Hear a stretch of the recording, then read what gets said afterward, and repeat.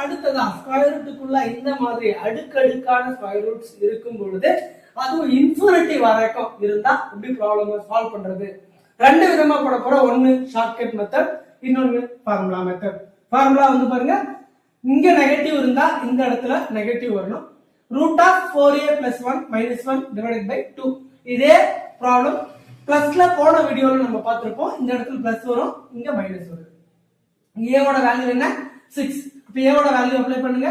4 into 6 plus 1 minus 1 divided by 2. Square root of 4 6 are 24 plus 1 minus 1 divided by 2. 24 plus 1 na 25 minus 1 divided by 2. Root 25 ஓட value 5.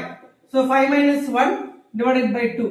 So 4 by 2 cancel பண்ணா the answer is 2 is the answer. இந்த formula மெத்தட எல்லா ப்ராப்ளமுக்கும் நம்ம பயன்படுத்தலாம். Shortcut மெத்தடும் இதுக்கு நம்மளால பண்ண முடியும். என்ன ஷார்ட்கட் மெத்தட் அப்படின்னு பாத்தீங்கன்னா, வேல்யூ என்ன இருக்கோ அதை எடுத்துக்கங்க. இதனுடைய ஃபேக்டர்ஸ், அதாவது டேபிள்ல இதனுடைய ஃபேக்டர்ஸ் கண்டுபிடிங்க. 2 3s are 6.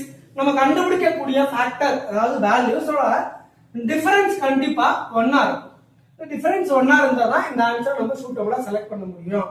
அப்படி இருந்துச்சுன்னா, இங்க நெகட்டிவ் இருந்துச்சுன்னா smaller value is the answer.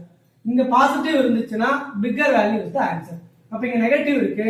So the answer is 2 is the answer. இப்போ